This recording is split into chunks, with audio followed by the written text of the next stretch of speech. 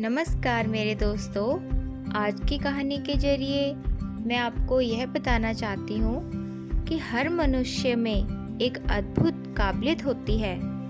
बस अगर वह अपनी इस काबिलियत का उपयोग बुद्धिमत्ता और धैर्य से करे तो ये समाज और मनुष्य जाति के लिए वरदान साबित होती है।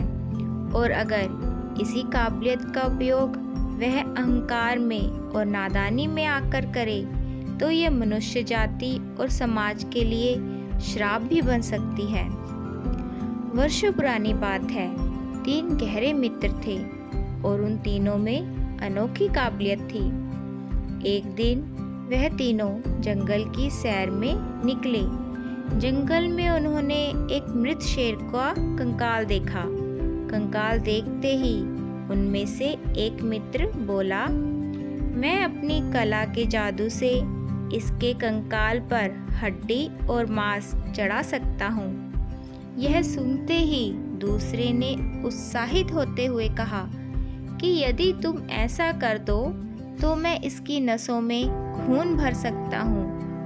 इतना सुनते ही तीसरे का उत्साह तो सातवें आसमान को छू गया।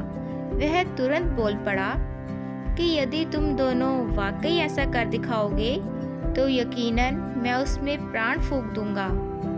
बस इतना कहते ही तीनों अपने अपने काम में लग गए। पहले मित्र ने शेर के उस कंकाल को व्यवस्थित कर उस पर मांस मजा चढ़ा दिया।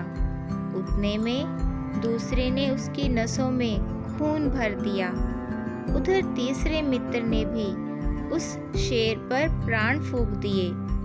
जाने कब का मरा पड़ा था शेर और भूखा तो इतना था कि प्राण आते ही उसने उन तीनों को फाड़ खाया और गांव की तरफ निकल पड़ा।